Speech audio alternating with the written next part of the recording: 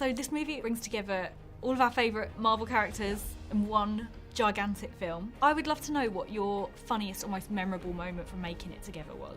One of the most impressive moments, actually, was working with Josh, and everyone, he was being pulled and pushed and punched and all sorts, while speaking at the same time, while wearing the most ridiculous costume I've ever seen. He essentially wears like an American football, what are they called? The pads? And a helmet with a tennis ball on the top, and he's standing on a podium, and he's got these big arms that he has to hold on to. Like, he looks ridiculous, but he was so cool in how he did it, and he was so strong and so awesome. So for me, that was one of the coolest moments. Who's the funniest on set? Pratt. Chris Pratt is just too funny. Like, too funny, and I don't mean that in a way, sometimes I can't work with him because he makes me laugh too much and we can't get my close-up. Yeah, he's hilarious. I'm so happy to know he's exactly how you'd imagine him to be. Oh, he 100% is. He's even more so.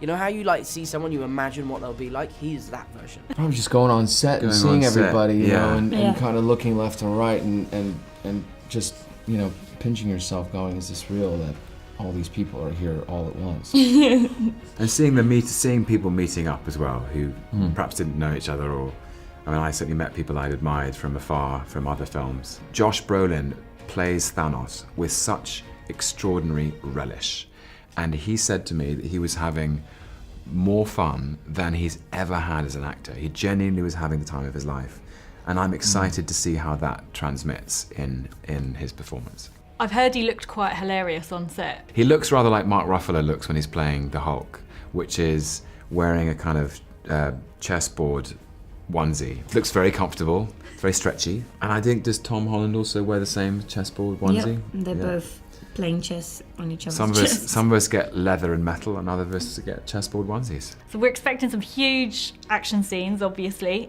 Do you each have a favourite stunt or move you had to learn for the film? They let my guy reincorporate some of his knife skills back from the Winter Soldier movie. That was kind of fun to do. I don't know if it's made it into the film, but that was kind of fun. I just have to do one arm movement. The gauntlet, you're Boom. dead. Not much. And that's it. Yeah. So I also wanted to talk to you about the big New York action scene that we saw in the preview where Spider-Man joins the fight with Iron Man and Doctor Strange. Could you talk us through what that was like to film? Well, for me, that was an interesting part of the filming process because all of my stuff there was done on a mocap stage.